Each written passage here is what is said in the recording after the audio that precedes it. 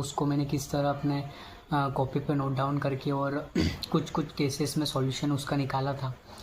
Then 2-3 week के बाद मैंने जो सॉल्यूशन निकाला था तो उसको फिर मैंने मार्केट रिसर्च करी थी कि मार्केट में जो प्रॉब्लम है उसका क्या सॉल्यूशन अवेलेबल है और उसमें मैं जो सॉल्यूशन प्रोवाइड कर रहा हूँ उसमें क्या डिफरेंस है, उससे क्या यूनिक चीज़ है।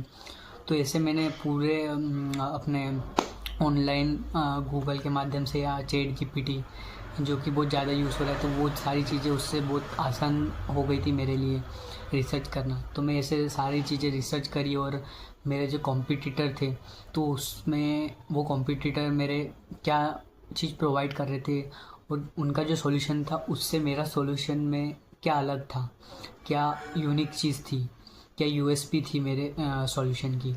तो इस तरह मैं पूरा एनालिसिस करता था। तो उसका भी मैंने पूरा एक अपने वर्ड डॉक्यूमेंट पे उसका पूरा एक पीडीएफ बनाया और उसमें मैंने एनालिसिस किया कि जो मेरे कॉम्पिटिटर है उससे मेरा एमब्लॉक जो सॉल्यूशन प्रोवाइड करता है उसमें क्या अलग चीज़ है और किस तरह मेरा काम कर रहा है। तो ऐसी 2-3 यूनिक चीज़ मिल जाती है जो आप सॉल्यूशन निकालते हो आप इतनी सारी केसेस बना के, तो उसमें कहीं ना कहीं आपकी यूनिकनेस रहती है। बट आपको उस चीज़ के लिए इतने सारे सॉल्यूशन बना के और सोचना पड़ता है, तभी जो सोचोगे आप उसमें कुछ 1-2 चीज़ ऐसी यूनिक निकल जाएगी जो आप खुद भी सोचोगे नहीं कि मैंने इतना इस लेवल का सोच लिया था इसका सॉल्यूशन, और जो कि वो पूरे इंडिया में अवेलेबल नहीं है। तो आप इस लेवल तक सोच सकते हो बट आपकी सोचने की इतनी स्ट्रांग होनी चाहिए। और मैंने कॉम्पिटिटर का भी मैंने पूरा एनालिसिस कर लिया था कि उसमें क्या डिफरेंस है और जो वो गैप को फुलफ़िल नहीं कर पा रहा है तो मेरा जो सॉल्यूशन है वो कैसे फिल कर पा रहा है उस गैप को।